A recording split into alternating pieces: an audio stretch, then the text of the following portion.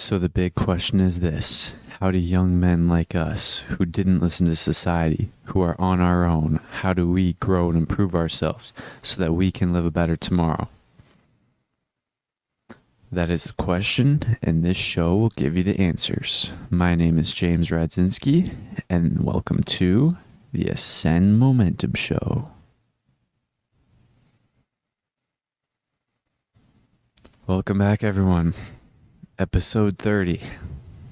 I'm not gonna lie, when I saw that I was on episode 30 2 minutes ago, I got excited because every time I hit a new tens place number, when I type in the episode number on my podcast software, I click. So for example, on episode 10, I would click 1 0, and then 11 1 1 1 2 1 3 1 4, and then once I got to 2, I would click on 2 first. And it's always, I don't know if you guys are like this, but it's always satisfying when I get to move up to the next number to click first. So I don't know if you really understood what I was even saying. It doesn't even matter.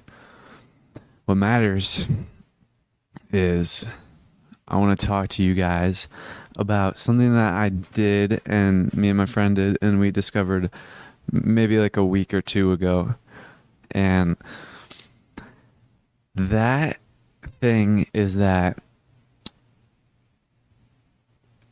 us boys and young men in society, just normal, average guys, we grow up watching TikTok, going on Instagram, other websites, and we end up looking at a lot of pictures or videos that mess up our brains. And what we do is we end up putting girls and women on pedestals, and we end up making them seem a lot more valuable, and we overinflate their value. And this is extremely harmful for us because, one, we shouldn't even be looking at that stuff because it fries our dopamine receptors. Two, when we overestimate their value, we destroy the balance in the world through our thoughts. And then the way the world brings the balance back is by reducing our influence on the world. So us overvaluing women hurts us because we are not able to achieve our goals as easily or even at all because our influence has been reduced. And us as men, we strive and need and aim to achieve a lot of influence on the world. So just cut it out, and then that's what's holding you back. And so that is one thing that I realized a week and a half ago when me and my friend went to the mall to ask for some girls' numbers, and we found out that a lot of that excess potential, and let me explain what excess potential is. It is what is formed. It's what you create when you overvalue something. So when you put a girl on a pedestal, you create excess potential. And excess potential can be dissipated through action. So you can get rid of all the excess potential through action. But that's what most guys in our society don't do. They just watch TikTok and never take action in real life.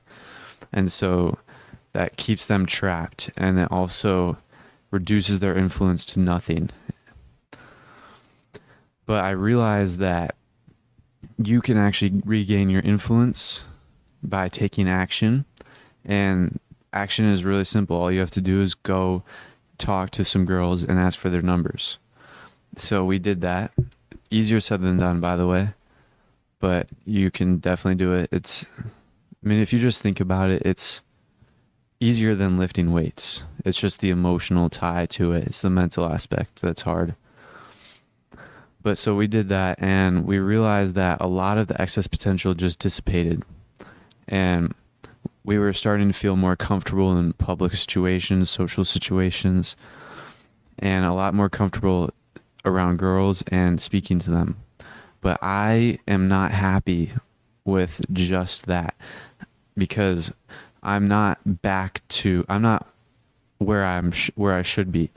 Right now I'm just starting to become comfortable. I still am a little comfortable, and I still get nervous around girls. And to be honest, that's unacceptable for me.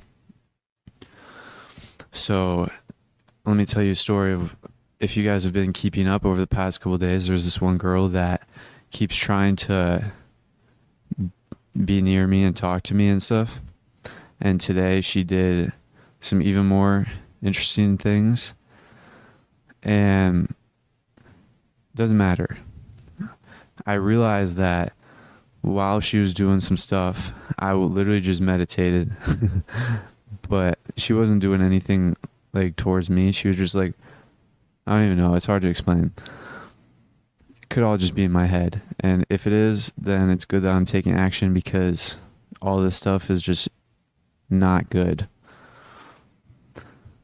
So after today, I realized that I need to not feel nervous, not overvalue girls, because that will reduce my influence. So I texted my friend and I said that we have to go to the mall again tomorrow. And I'm not going to check my phone until after I'm done recording this episode, but I suspect he'll agree and we'll go. And this will be very good for us, because there's this one girl that I just keep seeing, and yeah, you guys know what it's like. But I'm getting a lot better at not thinking about her. Yesterday I thought about her a lot. Or not even yesterday. The day before yesterday I thought about her a lot. And then the next day I kept on bringing my focus back to my goals. Every single time I would think about that girl, then I would just instantly refocus myself, realign my thoughts towards more important things like my goals.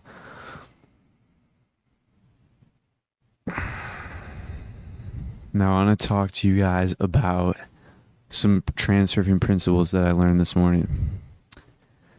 Outer intention is the thing that I was really looking forward to, and it took me 200 pages to get to it, but finally on page 203 I got to outer intention. Now, outer intention is the epitome. I don't even know the word. Outer intention is everything in transurfing. It's literally a cornerstone of transurfing. That's what it's all about. And my first read through, I did not really understand inner or outer intention that much less how to evoke the winds of outer intention. But now I'm reading it and I'm studying it and I'm teaching you guys along the way, so I'll get even more understanding. Excuse me, I have to get some water.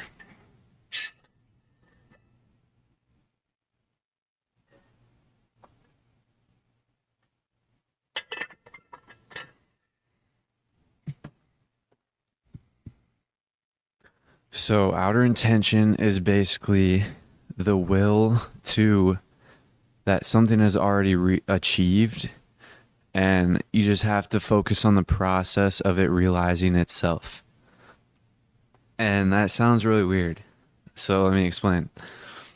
Inner intention is pretty much anything that you do to affect the external world around you. Now, outer intention is how the world meets you halfway and helps you in a way that your goals realize themselves. So your goals achieve themselves, pretty much, and the world helps you. outer intention is all about the world meeting you halfway. And it's all about saving energy and getting things with the easiest, simplest way possible. And he talked about how ancient civilizations mastered the art of outer intention. And that's how they were able to build the pyramids, the great pyramids of Egypt. But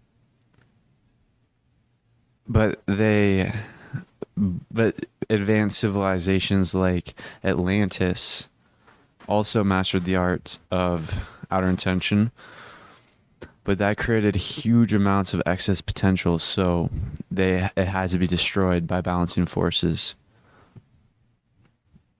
And slivers of knowledge have been passed down upon us, but we're yet to really understand it completely because we're using inner intention to understand it. And moving forward, outer intention is a huge priority and a huge piece of the transurfing model.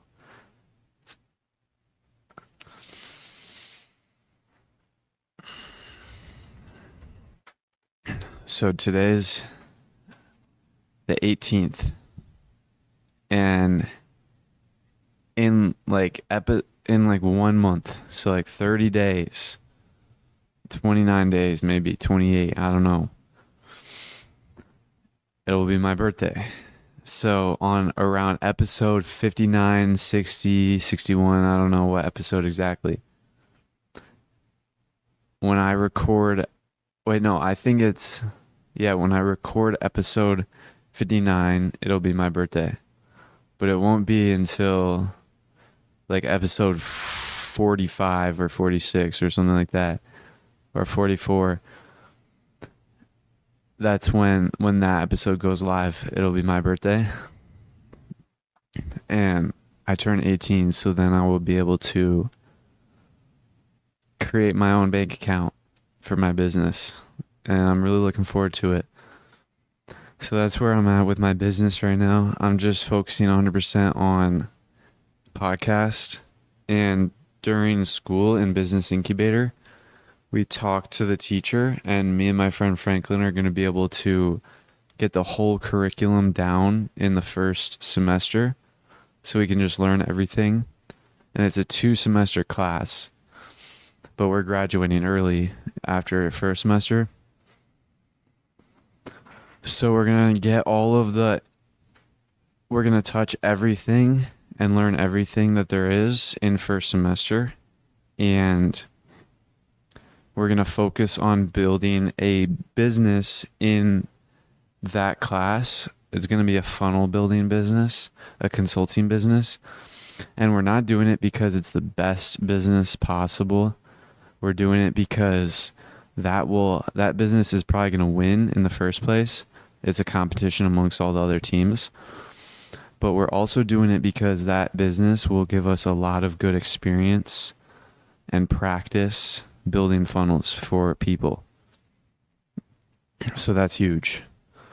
And so we're building a funnel building business, and we'll get a lot of experience with the business side of things, and we'll get a lot of experience building funnels for businesses. So we'll get better at building funnels. And while all this is happening, I'm studying marketing and expert secrets, because I really think that marketing is everything. Marketing is so valuable.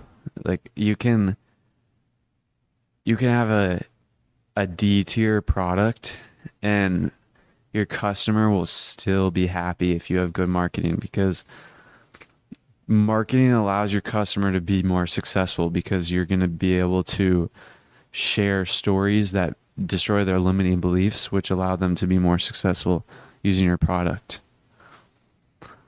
So that's why I'm excited to study expert secrets again tonight, because to be honest, yesterday I skipped it because the episode that I recorded yesterday went very long. Not because it was a long episode, but because it took me a while to prepare for it and post it. because I had to write a long description, and also the episode was about the transurfing principles, so I had to collect all the principles beforehand in order to talk.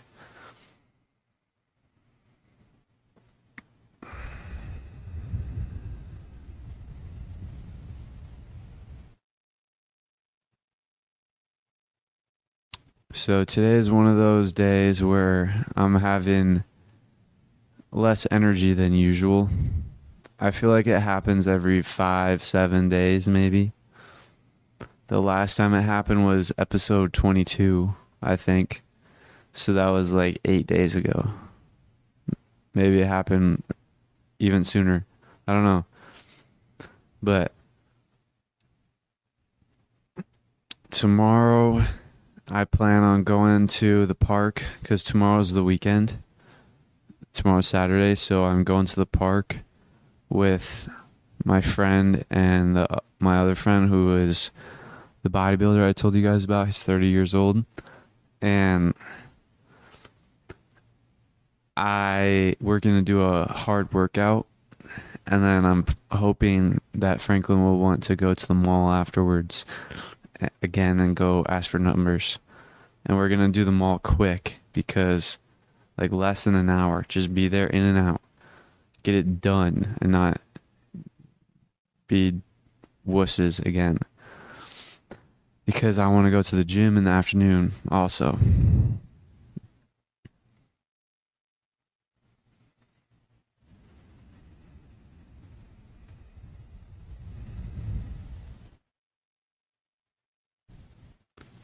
So I want to tell you guys, outer intention, I'm studying it very deeply because if you can evoke the forces of outer intention, you'll be able to achieve anything you want. And my only goal right now is to get to Florida for Funnel Hacking Live. We already have the tickets. So we already did the hard part. We just have to get there. Which honestly won't even be that bad. We could probably figure it out if it was tomorrow. But we have a whole month. Which I keep thinking to myself, time is a very valuable asset, but it can also be destructive because if you have a little bit amount of time, you will focus up and get things done. But if you have a lot of time, you'll slack off until it gets close. So I have a lot of time to get to Funnel Hacking Live. I fear that I may be slacking off by only doing my podcast every day. But I also think that this is good. I think that I really only have like an hour and a half after school to do stuff other than going to the gym. So I chose to work on the podcast every day. And I think that this will be one of the best return on investments that I'm doing right now. And also I'm still studying Expert Secrets, so that's good. And I bought the book Linchpin, his new book, Russell Brunson's. So I'm looking forward to that. But I want to tell you guys something. I hadn't watched the trailer, the promotional video for Funnel Hacking Live yet until last night after recording the podcast episode. And man, I'm definitely going to be there now. I definitely have to be there now. If you guys haven't seen it, I definitely recommend going to watch it. Funnel Hacking, just search like Funnel Hacking Live, and then there will be like one of the top websites is like buy tickets, and then go on that and then watch the video because I have to be there. Like, it's not even a question. I will be there. But the place is actually crazy. It's going to be huge for me.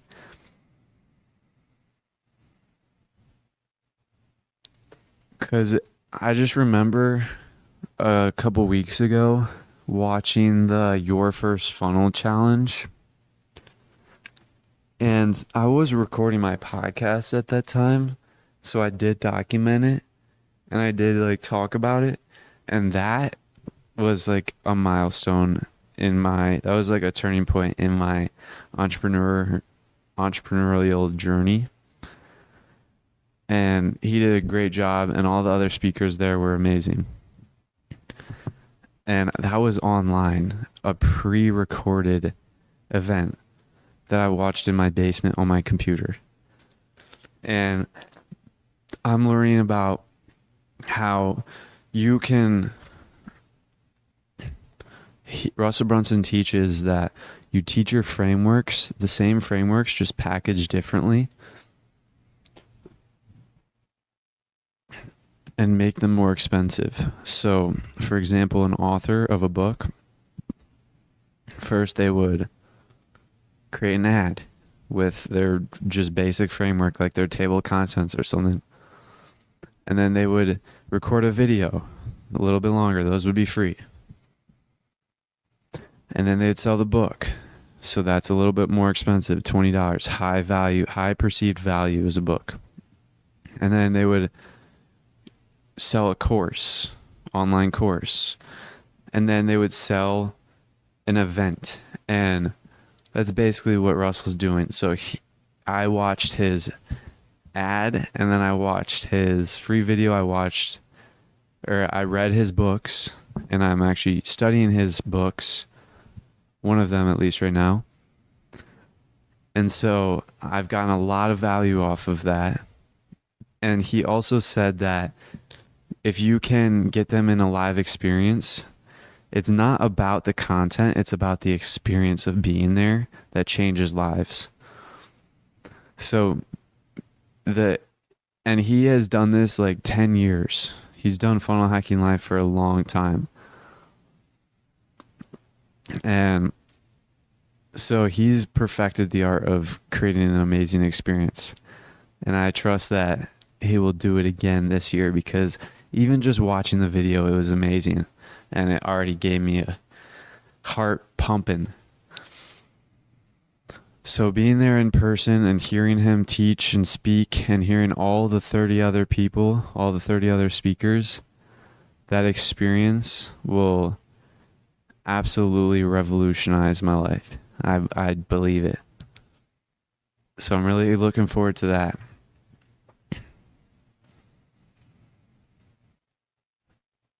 I want to talk to you guys about my mornings.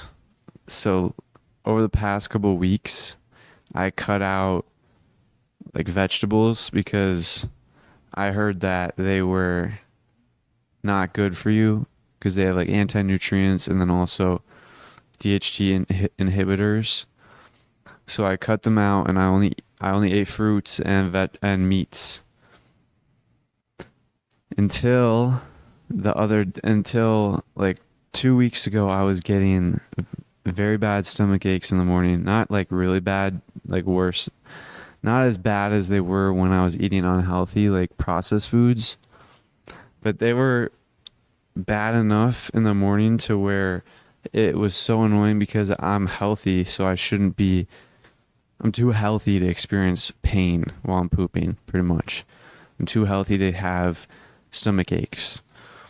So I tried to figure out how to fix it.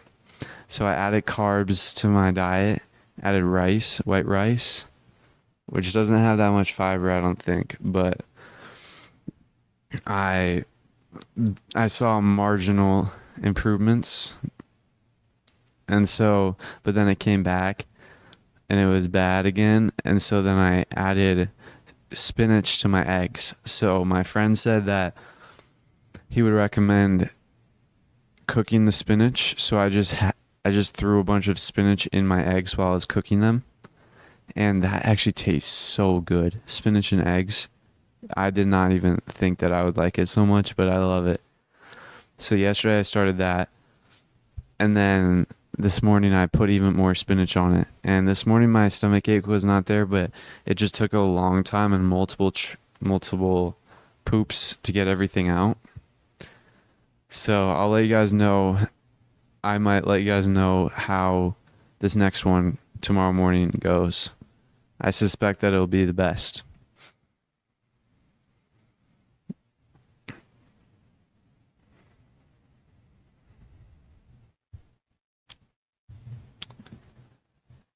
So the first time I read Expert Secrets, I was learning about how to tell stories and how to teach your frameworks.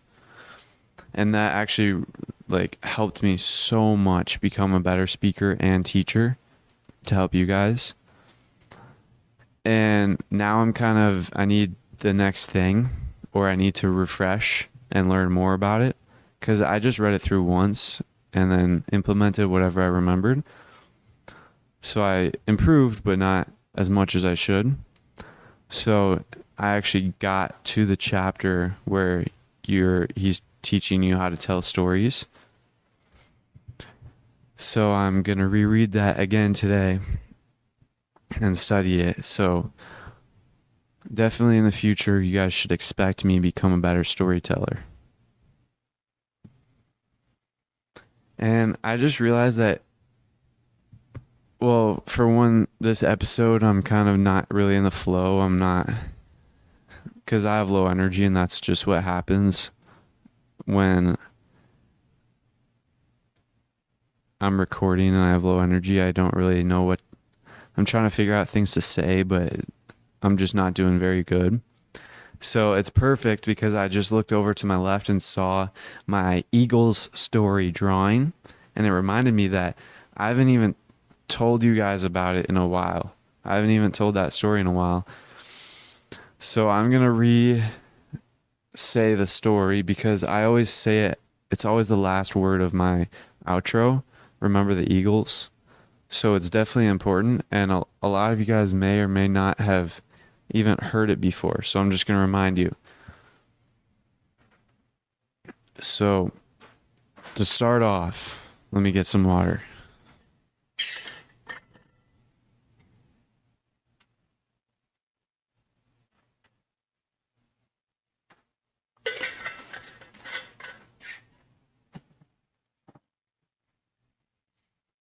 So to start off, I want to talk to you guys. Have you guys heard of the law of attraction? Yeah, a lot of people have heard of the law of attraction. Basically, whatever you think about, you attract through your thought energy. Now, I want to tell you guys about another not so well-known law, but it definitely governs all of nature, and it's called the law of advancement. And what the law of advancement says is, in order to go up, it must go down first. Everything that comes up will go down first.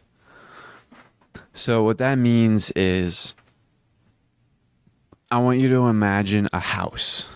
Just building. I want you to imagine a empty, vacant side of land, and you're trying to build a house on it. Well, what do? You dig out a hole to place the foundation in, right? So first you go down, you dig the hole down. So that is the down piece of the law of advancement.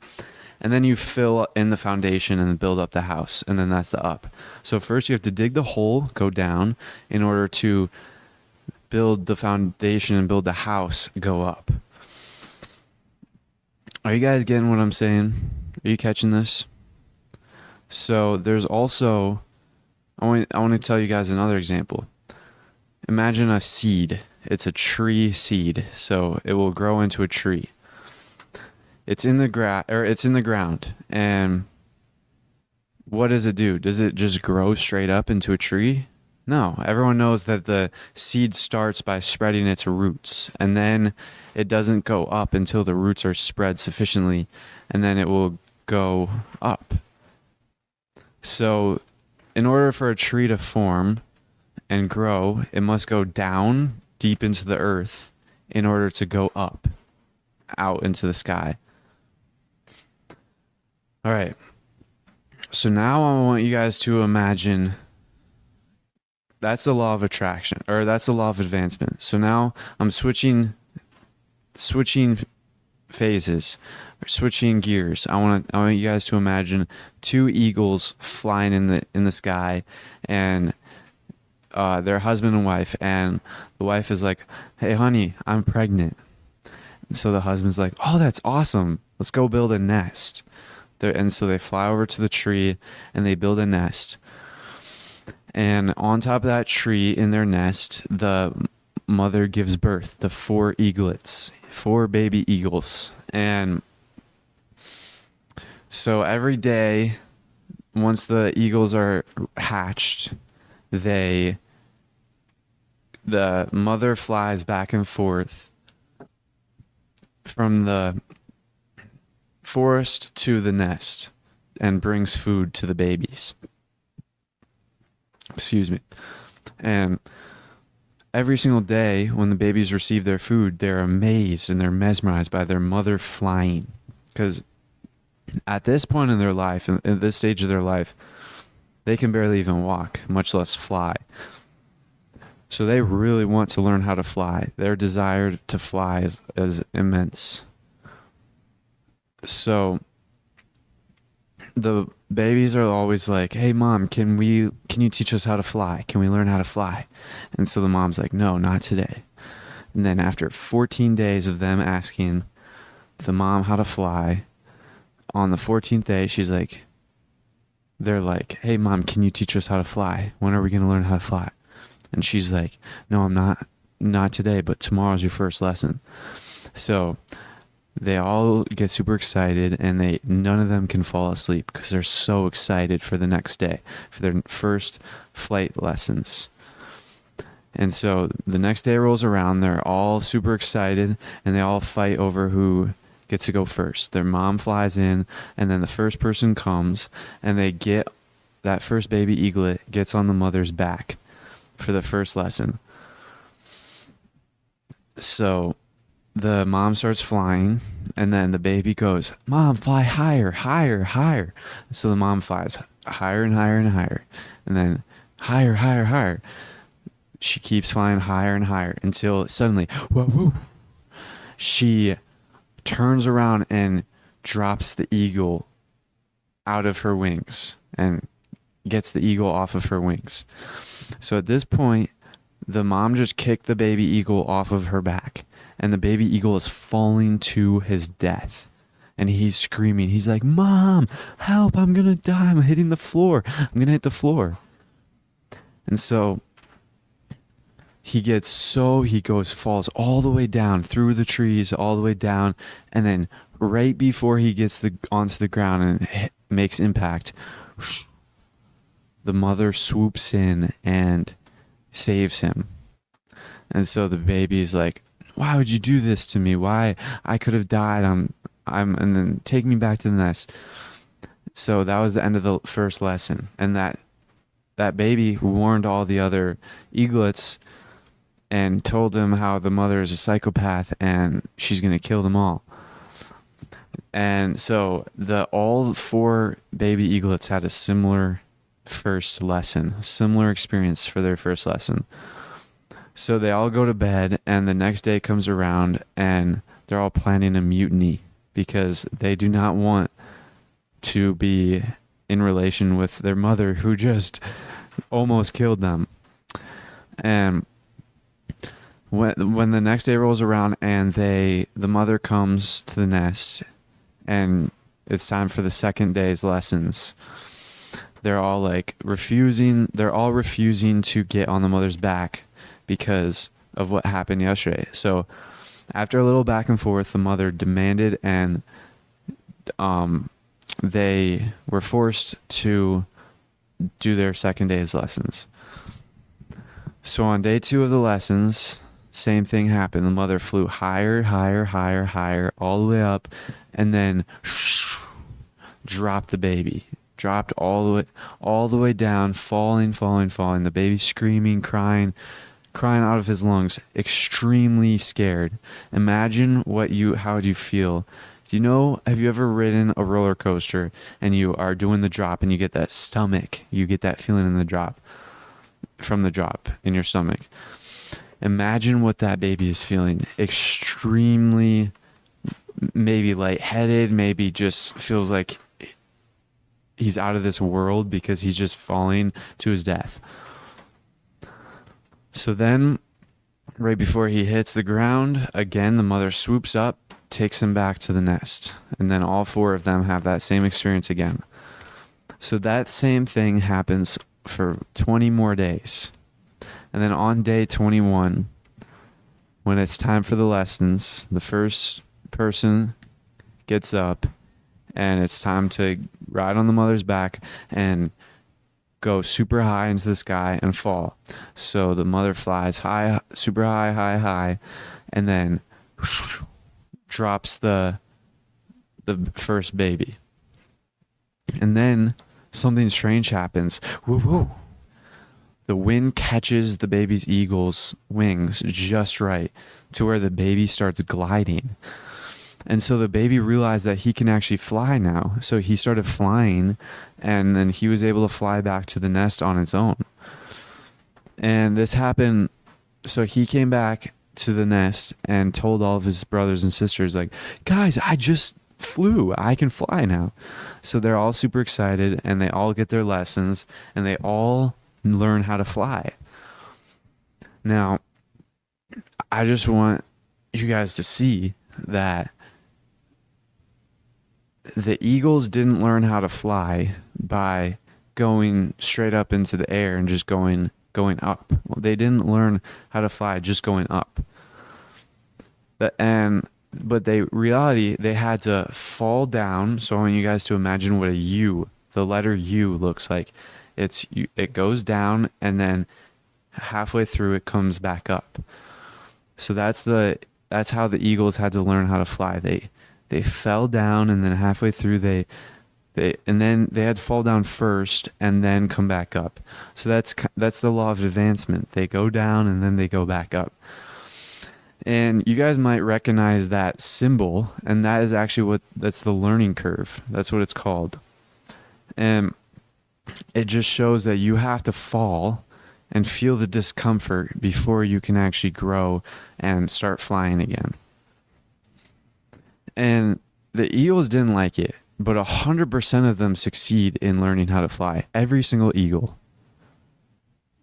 Now, how many humans do you think learn how to fly? This is metaphorically speaking. How many humans actually achieve their goal and become great like eagles do? Well, only 3%. So why do eagles have 100% success rate and humans only have 3% success rate? Well, that's because they have choice. Humans have the choice to be whatever they want. They can choose to be great and learn how to fly, or they can choose to not and stay in the nest and give up after 1, 2, 3 days of training because they don't like the uncomfortable feeling, even though that feeling is a lot safer and a lot less unpleasant than falling to your death like an eagle does. So how is it that an eagle feels a lot more discomfort from learning how to fly, and a lot more fear, a lot more real, tangible feelings? Like the eagle is literally falling to their death in real life. Like if the mother didn't save him, he would have died. So how is it that 100% of the eagles go through with learning how to fly, but only 3% of humans can get through that discomfort? Well, it's because humans have choice. They get to choose their outcomes in life. They get to choose what they become.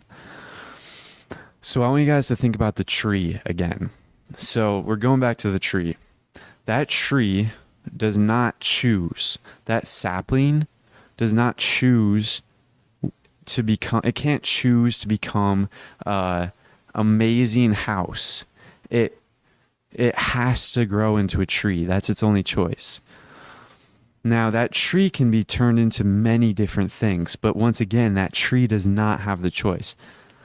That tree can turn into wooden toothpicks, absolutely worthless. It can turn into wooden planks, worthless, but worth a little bit more than toothpicks. It can turn into a wooden chair. Average, not that great. It's $20 maybe. Or it can turn into a nice wooden desk. Okay, we're getting a little better. That's like $100 maybe. Or it can turn into a grand conference hall circular desk where $1 million deals are made in a business. Okay, that's a very valuable desk. But then I want you guys to think about a $6 million cello. I don't know the actual price. $60 million, doesn't matter. $60 million cello that is made of wood and was sold at auction for 60 mil because it was played by the world's greatest musician. And it's the world's finest cello. Now that is great. So that tree can either turn into a worthless toothpick worth less than a penny, or it can turn into a priceless $60 million cello, which people will pay millions for, and provided extreme value towards that one musician who is the most popular in the world and all of its listeners who heard that musician play and the next people who get to go and see it in the museums. So that tree did not get a choice to turn into a toothpick, but it also didn't get a choice to turn into a cello. And that's what separates trees and eagles from humans. They don't get to choose greatness or worthlessness, but we get to choose greatness and worthlessness. And that is extremely empowering to think about.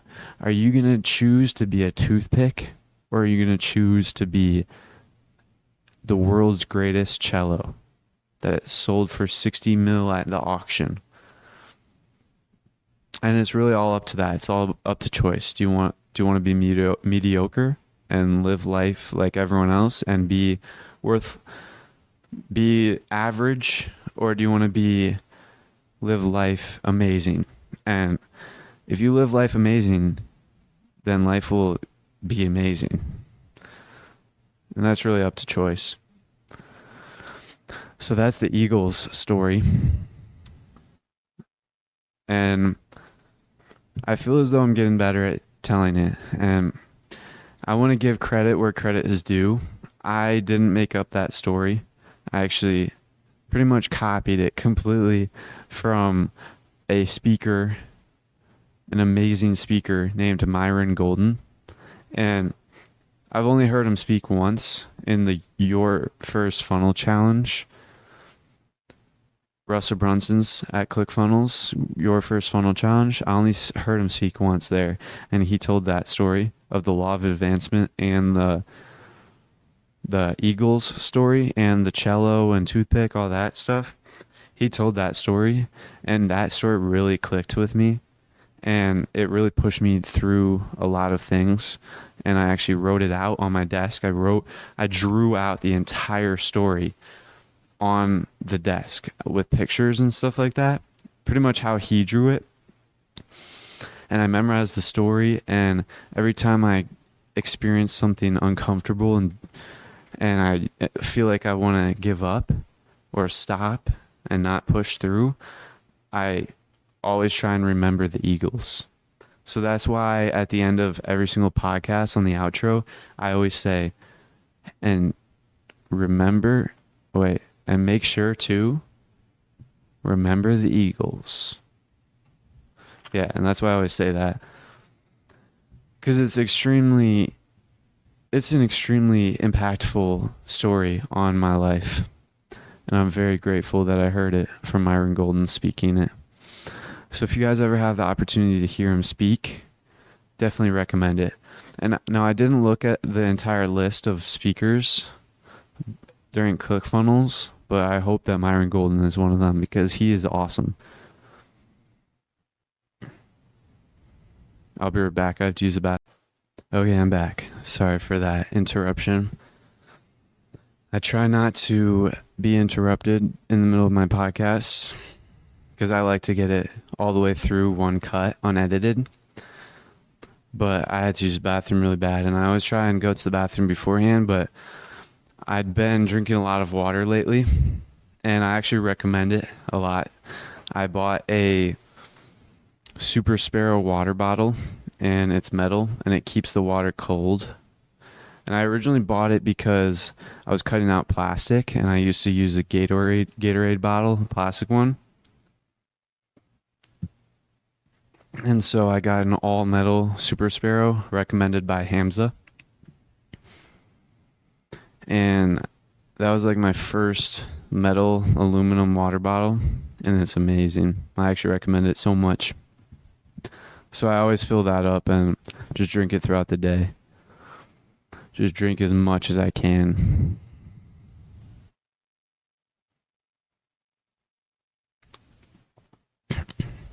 So I want to talk to you guys about school. There was one moment this morning where I'm very grateful that I've been studying transurfing, because last year that would have gotten to me. It would have affected me, and I would have tried to argue against it with my parents or something like that, and just waste a lot of energy around it. And I actually forgot about it until just now when I'm trying to figure out something to talk about. And this morning in my humanities class, we were talking about beauty and intelligence. And I live in a very liberal town, very progressive. So a lot of people have very vocal opinions. And my school basically teaches all that stuff. And so in humanities, we're talking about intelligence and morality and beauty, and if there's a link, like a correlation between all that stuff. And my teacher was talking about how she wasn't doing anything, like no one was doing anything bad. It's just some of the stuff I would have always just let get to my head, and I would have started complaining about it and talking about it with my parents or something, just wasting a lot of energy. And what my teacher said was that back in the day, men always had to be stoic, and that was their role, be stoic and not have any emotion. And right when she said that, I was being stoic. I mean, I'm usually always stoic during class time, like during school. But it was just, she was saying that, and then she was also saying men also had to be buff and be very strong and handsome. And so I was being stoic, and I also lift a lot of weights, so I like to think that I am buff. And so she was saying that, and then I was also making eye contact with her, and I was being stoic the whole time. And so last year I would have just gotten self-conscious and then extremely overthinking it and all that. But this morning when that happened, I got self-conscious, but then I caught myself, and then I literally just started being extremely mindful and just meditating with my eyes open. And then I tried to look for something to stare at. So I saw my friend who was also experiencing something similar during that class period, because we were in the same class. And so I saw my friend, and we just started staring at each other, being extremely stoic. And it was really funny. And then at the end, my friend was like, when we were leaving the class, he was like, that was a psyop. And I didn't know what a psyop was, so I was like, what is that? He was like, it was like a social operation or a scientific operation. I don't even know. Some operation to change our minds. And so he basically, I inferred that he was basically saying that they were trying to mold our minds to how they want. And then I was just like, yeah, it's whatever. Just stay indifferent to it. I wasted a lot of energy trying to argue and combat a lot of the stuff like that last year. And I just reminded him that it was a pendulum and it wasn't even worth investing our energy and just stay empty to it. And so he realized that we should just stay empty to it, stay indifferent. And I did too. And now we're both better off. And I think that neither me or him, I can't really speak for him, but he didn't bring it up again. So I don't think either of us remembered it throughout the day, which is huge. Just stay indifferent. Don't let the pendulum hook its claws into you. Just drop it, the importance. And it was very interesting because a lot of my classmates were talking and voicing their opinions. And it was a lot, they're just like expressing their dissatisfaction about the social things, the social way of things. And I was just being indifferent to everything. Usually last year I would have just tried to come up with arguments in my head and waste a lot of energy, and it would have been feeding all my energy to the pendulum. But this year I literally just accepted everything the way it is and then stayed empty to it. Kept all my energy to myself. So that's huge. That's transurfing. That's what transurfing is all about. Being free from the influence of pendulums. Let me get some water.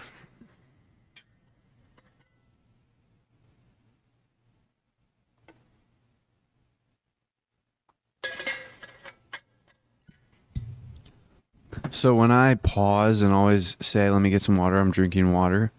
And there's two reasons. One, because speaking for an hour straight really dries up your mouth. And so water refreshes and rehydrates the mouth. But also, you gotta stay hydrated. So you guys see how often I'm literally drinking water. So you guys should try and replicate that and drink a lot of water, because if you're trying to get big and build an aesthetic physique and build a nice body and you're lifting in the gym, well, there are three crucial, very important things. Your diet, which is how much calories you're taking in, the quality of calories. So you want a lot of calories. And then how much food you're eating before your workout, which I took for granted like for 2 years straight until literally last week, where I would just eat one meal and go work out right away in the morning at like 6 a.m. But it's so much better for you and your physique if you eat as many meals as possible before your workout, but not too late in the day so you can actually get sleep. And two is your sleep. So I get 9.5 hours every night. I used to get like 10, but I get 9.5. I go to bed at around, I'm in bed by 6:30, like done meditating, in bed, falling asleep. And since I've done I do a lot of things right before bedtime that I literally go to bed like within 10 minutes, like 5 minutes. And then I wake up at 4. So I'm just going to say 8, 9, 10, 11, 12, 1, 2, 3, 4. Yeah, so a little less than 9.5 hours. I get at least 9 hours. And there's this saying that 8 hours of sleep is all you need. No, you need more. That's just society telling you that. And if you listen to society, you end up like society. So don't do that. And if you listen to society, you're not going to live how you want. So then the third thing is water. Water is so crucial. And I didn't really place too much emphasis and priority on my water until I got a metal water bottle. And then once I got that, I started drinking a lot, and it's actually so much better. And I also started to place a little bit more emphasis and priority on it when I started taking creatine, because I was dehydrated so much once I started taking creatine, because you consume so much more water when you're on creatine. So yeah, that's what I recommend. There's some other stuff too, but those are like the big heavy hitters. I want to talk to you guys about my phone. So I haven't been bringing my phone to school. I haven't bring my phone to school at all this year, and it's one of the most freeing things ever. I don't even think about my phone. And in hindsight, I'm embarrassed that I used to be so attached to my phone. I felt like I couldn't leave without it. And so I'm building up to where I'm becoming so independent from my phone, where I might try to go. Well, actually, yeah, my mindset with new things. So when we went to the school the Monday before the new school year to pick up our schedules, my mind was trying to convince myself that I should bring my phone because I don't know what to expect. But I'm literally just using my phone as a fallback. I'm a man. I should be able to figure things out on my own. I don't need to be dependent on my phone to get through new situations that are uncomfortable. So I didn't bring my phone then, and then on the first day of school, my mind always tried to figure out ways to convince myself to bring my phone, just because my mind is still trying to stay attached to it, trying to stay dependent. But then I was like, no, I don't need my phone. There's no reason I need my phone.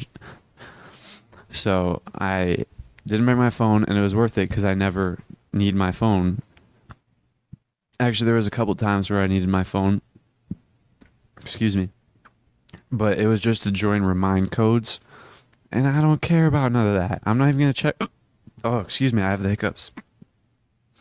I don't even care about none of that. I'm not even going to check my texts, so I'll figure things out.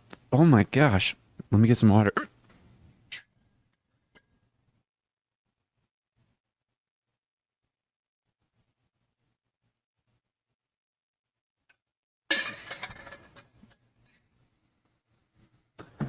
I'm not even going to check my texts throughout the day, so, and it really helps you separate yourself from people you're trying to move away from. And that's one of the tips that I would suggest that I never saw online. If you are trying to follow the saying of you're the average of the 5 people you spend your most time with, then you're going to try and cut out your time spent with your less impactful friends, like your friends that are not pulling you up, the people that are pulling you down. Which I'm not going to get into my personal situation because I don't want anyone to hear it and feel bad.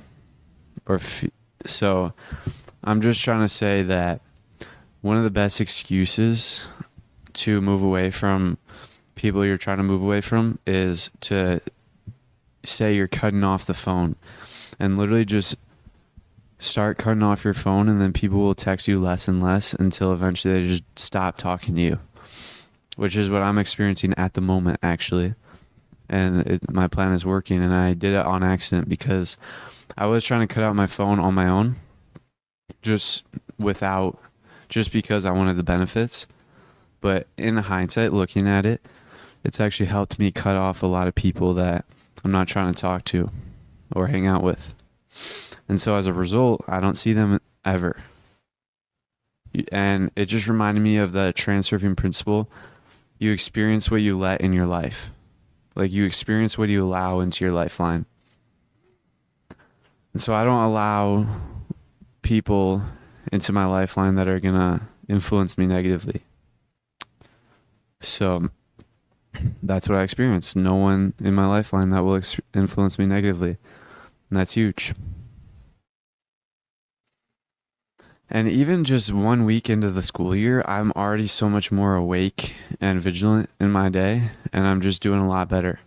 And it's just getting better and better every day. And then I'm really excited, looking forward to the coming weeks and months.